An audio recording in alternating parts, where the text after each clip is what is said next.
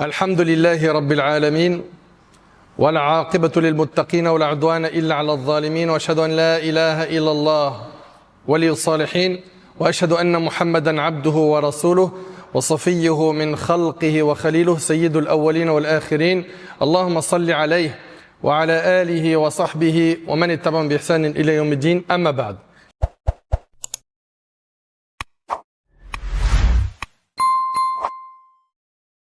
Chers frères et sœurs, aujourd'hui avec l'aide d'Allah Tabaraka wa Ta'ala, on va parler de la peur du futur. La peur du futur. Énormément de musulmans et de musulmanes ont peur du futur. Ils sont inquiets. Inquiets au vu de la situation à l'échelle internationale. Certains parlent d'une troisième guerre mondiale. Certains commencent à se poser des questions. Mais est-ce que ça va nous toucher là où on se trouve, etc., etc. Et donc, la peur s'est installée dans les cœurs, que ce soit au niveau de la sécurité. D'autres ont peur pour leur subsistance. Est-ce que je vais me marier? Est-ce que je vais réussir à travailler, à faire de l'argent? Est-ce que j'aurai un logement? Est-ce que demain je pourrai nourrir mes enfants? La situation devient complexe dans énormément de pays et la peur, la crainte s'est emparée de plus d'un cœur. Le riche craint pour ses biens et son commerce. Celui qui a des revenus modestes et celui qui n'a pas du tout d'argent sont toujours là en train de se comparer à celui qui en a beaucoup. Et ils sont inquiets. Est-ce que demain je vais manger? Est-ce que je vais nourrir ma famille ou pas? Et subhanallah, nombreux sont ceux et celles qui se sont énormément attachés à ce bas monde de par ses peurs. Ils se sont trop attachés à cette dunya. L'attachement au monde augmente de jour en jour et cela engendre une crainte, une grande crainte de l'avenir inconnu. Surtout aujourd'hui, avec l'expansion des guerres, les troubles économiques et l'instabilité mondiale. Quant aux croyants, et c'est pour ça qu'il faut toujours, subhanallah, regarder les choses à la lumière du Coran et de la Sunna, mes chers frères et sœurs. C'est hyper important. Le croyant, lui, il s'oriente à travers les enseignements du livre d'Allah. Et la sunna du prophète sallallahu alayhi wa sallam. De cette manière, il rassure son cœur. Ses peurs disparaissent. Il est apaisé intérieurement. Il vit la tranquillité et la quiétude, car il voit tout à la lumière du livre d'Allah et la sunna du prophète alayhi salatu wa sallam. Toute personne qui cherche à tranquilliser son esprit, tranquilliser son cœur de ses inquiétudes et ses peurs de l'avenir, qu'elle sache que la première des choses que tu dois garder en tête, c'est qu'Allah Tabaraka wa Ta'ala est avec les croyants. Allah Ta'ala est avec les pieux. Allah Ta'ala est avec les bienfaisants. Tant que tu es un bon croyant, tant que tu es pieux, t'en fais pas. Allah Ta'ala te soutiendra. Tu n'as rien à craindre. Allah Tabaraka wa Ta'ala dit Inna Allah ma'al ladhina taqaw wal ladhina hum muhsinun. Allah est avec ceux qui le craignent et ceux qui sont bienfaisants. Allah est avec ceux qui le craignent et ceux qui sont bienfaisants. Allah Ta'ala dit également Wa anna Allah ma'al mu'minin. Car Allah est avec les croyants. En fait, ce qu'il revient aux croyants, et écoutez attentivement ces paroles, barakallahu fikum. Ce qu'il revient aux croyants, c'est d'augmenter sa foi, sa piété, son excellence dans son cheminement spirituel à travers les bonnes actions, afin de se protéger lui-même contre la peur et l'angoisse. Tu veux que cette peur, elle disparaisse? Augmente ta foi. Augmente ta piété. Rapproche-toi plus d'Allah. Plus tu vas te rapprocher d'Allah, plus tu auras son soutien. Plus tu auras l'apaisement intérieur. Tu ne craindras rien. Il n'y a qu'à voir le prophète alayhi salatu wa sallam qui est notre modèle. Subhanallah, quand il était dans la grotte de Thawr, Abu Bakr radiallahu anhu, il lui dit s'ils font un pas de plus, ils vont nous voir. Mais le prophète sallallahu alayhi wa sallam, il est serein. Et il lui rappelle qu'ils ne sont pas seuls. Allah est avec eux. Et les prophètes étaient sereins quand Moussa alayhi salam il se retrouve devant la mer et l'armée de Pharaon est derrière. Et il leur dit quoi? Kalla inna ma'iya rabbi sayahdin. Il leur dit, vous inquiétez pas, mon Seigneur, il est avec moi, il me guidera. Il avait confiance en Allah. Nous, ce qui nous manque, c'est ça aujourd'hui. C'est d'avoir confiance en Allah.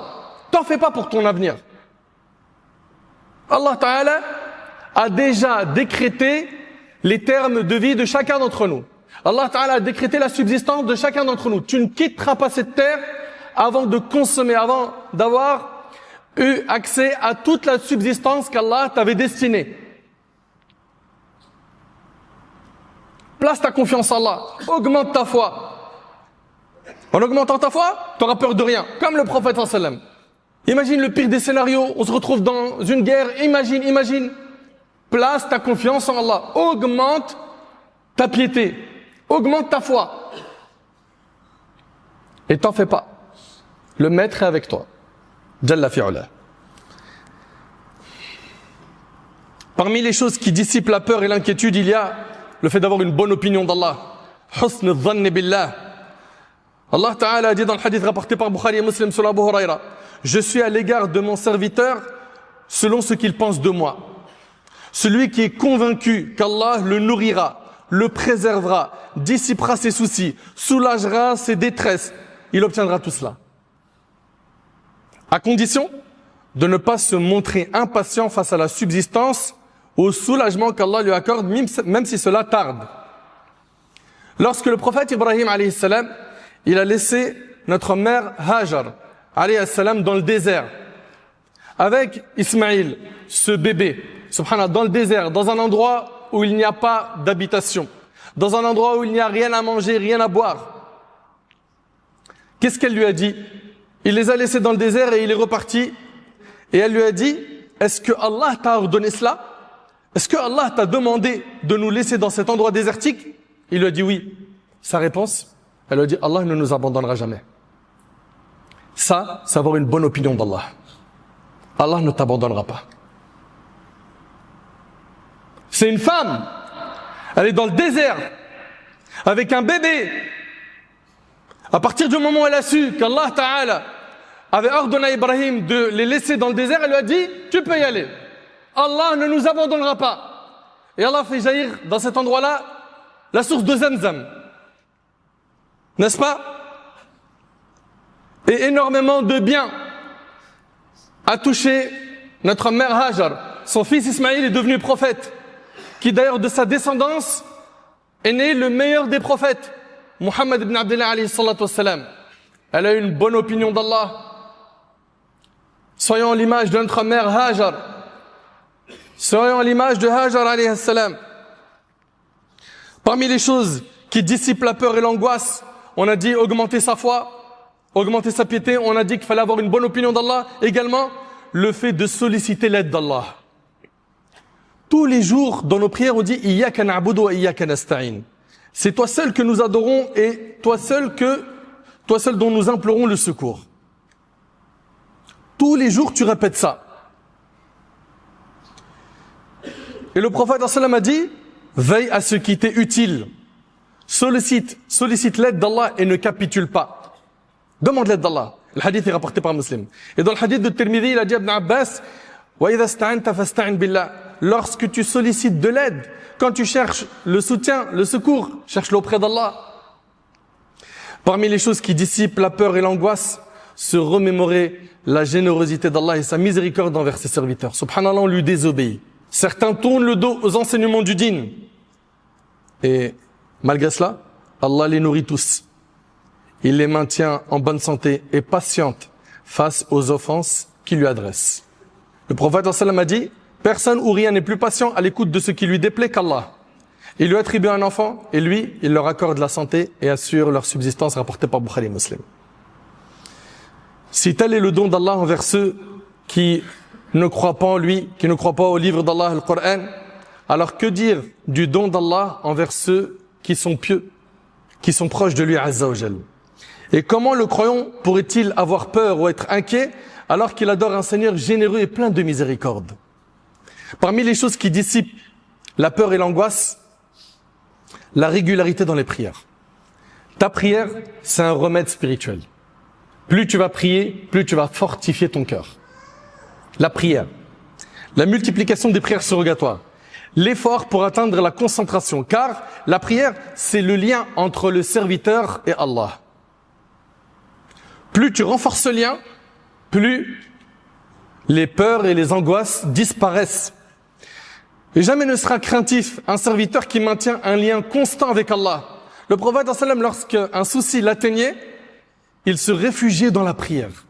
Subhanallah.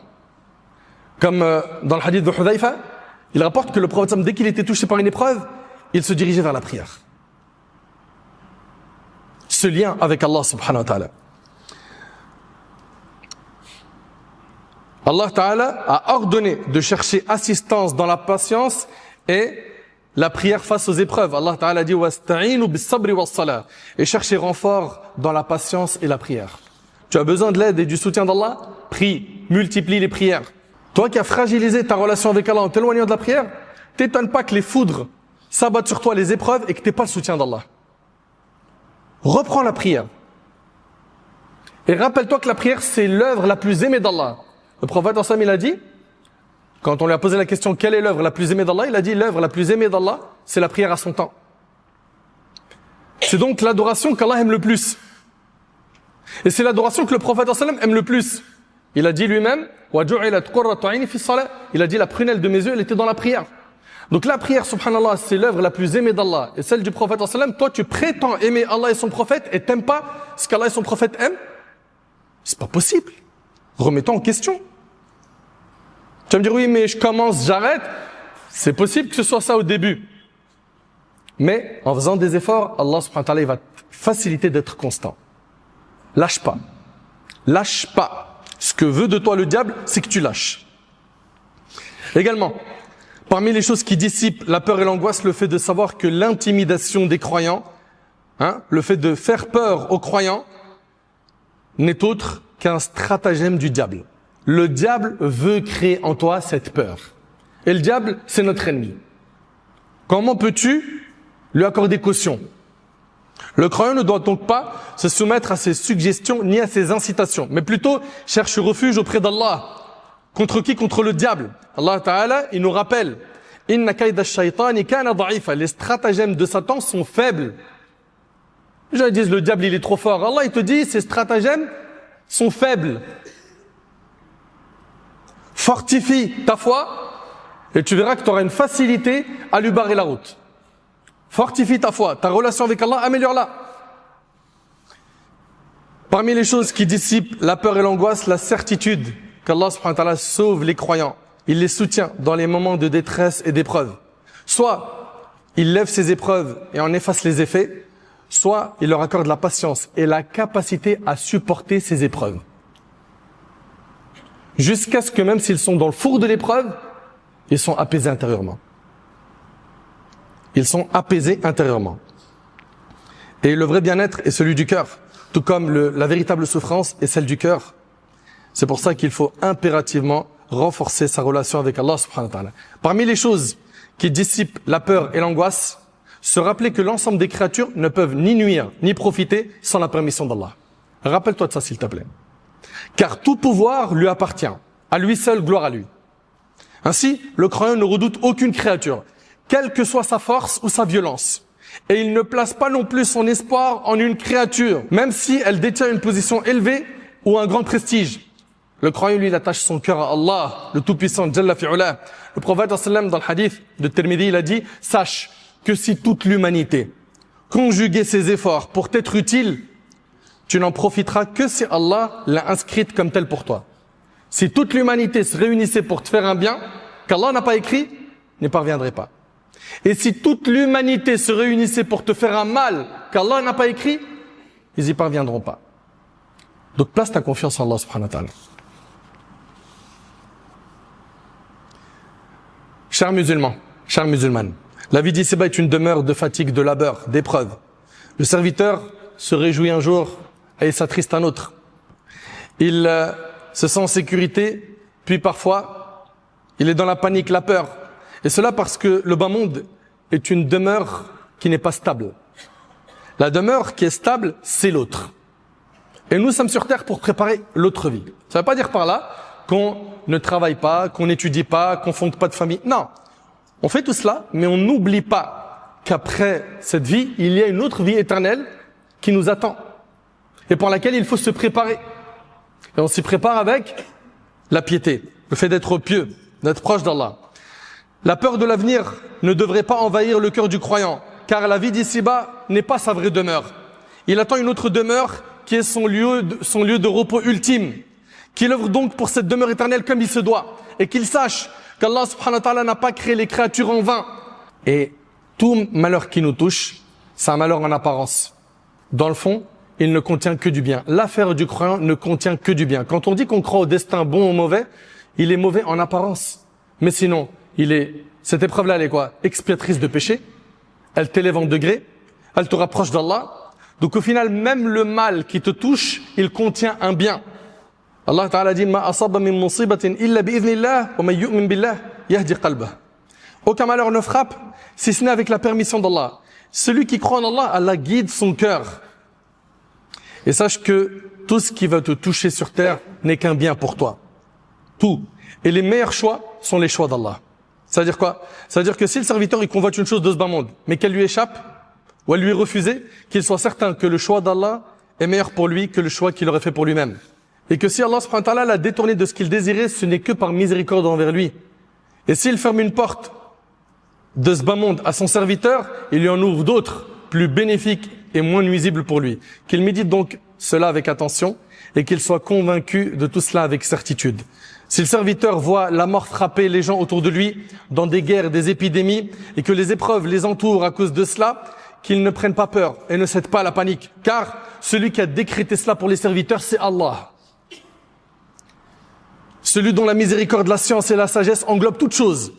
Et tout ce qu'il décrète sur eux, il ne le fait que pour un bien qu'il veut leur accorder. Mais les gens ne le savent pas. Les gens ne le savent pas. L'affaire tout entière du croyant ne contient que du bien.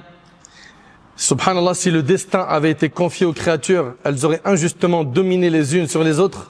Nous louons donc Allah subhanahu wa ta'ala de ne pas avoir confié cela à l'être humain injuste et ignorant. Et qu'il se rappelle, que l'être humain se rappelle que les termes de vie sont déjà fixés et que les subsistances sont déjà réparties avant même que les êtres humains ne soient créés. Qu'il ne s'attriste donc pas pour sa subsistance et qu'il ne laisse pas son esprit s'occuper de sa durée de vie. Tout cela n'est pas entre ses mains. La seule chose qui est entre tes mains, c'est tes œuvres. Fortifie ta foi. Rappelle-toi que Shaitan veut que tu aies peur.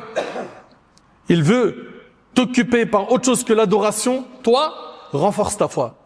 Améliore ta relation avec Allah subhanahu wa ta'ala. Occupe-toi du bagage que tu vas présenter le jour du jugement, quand tu seras devant ton Seigneur Jalla fi'ula. J'implore Allah subhanahu wa ta'ala d'améliorer notre situation.